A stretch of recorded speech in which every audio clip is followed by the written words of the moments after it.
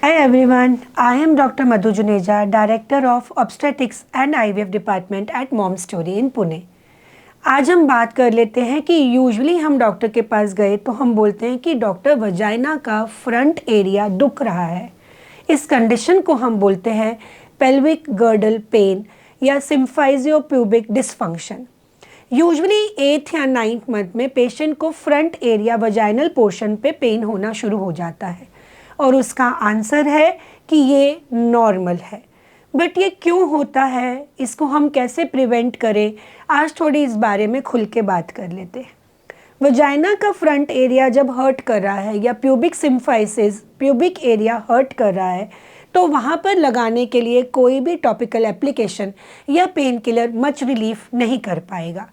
Body का एक hormone जिसे हम रिलैक्सिन बोलते हैं वो प्रेगनेंसी में रिलीज़ होता है।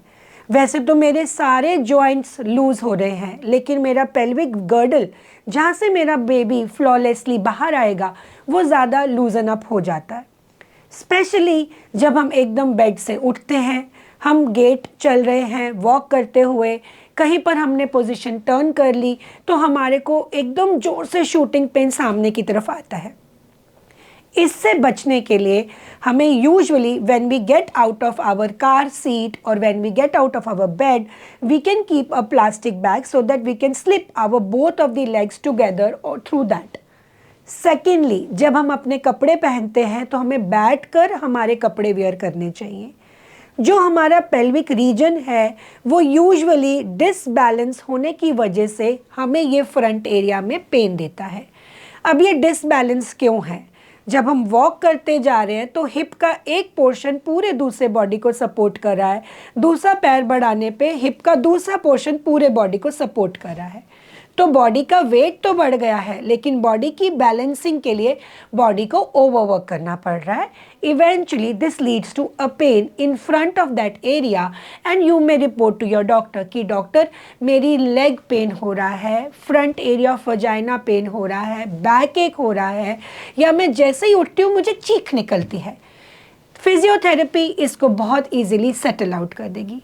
कभी कभी जाने अनजाने में हम हमारे पहले बेबी को गोदी उठा लेते हैं और उससे हम हमारे बेबी का बर्डन और बढ़ा रहे हैं।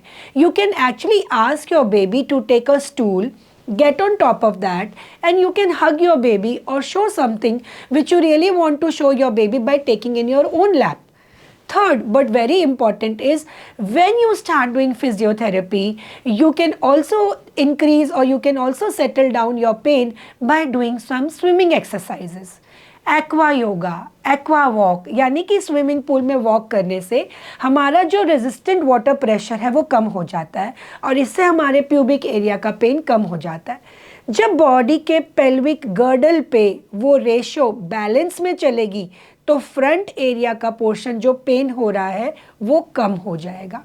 बेसिकली ये पोस्चरल डिफेक्ट है जो हमारी प्रेगनेंसी के ओवरवेट की तरफ से ज़्यादा हमारे पेल्विक रीजन को डिस्टर्ब कर रहा है। बट हम कुछ और बेल्ट्स या स्कर्ट्स जो हमारे पेल्विक गर्डल को बैलेंस में रखें वो भी वियर कर सकते हैं। बट माइंड यू, हमारी कोई एब्डोमिनल बेल्ट या गर्डल के ऊपर बांधने वाली सपोर्ट एक्सरसाइज को रिप्लेस नहीं करती। It is always supportive to those exercise.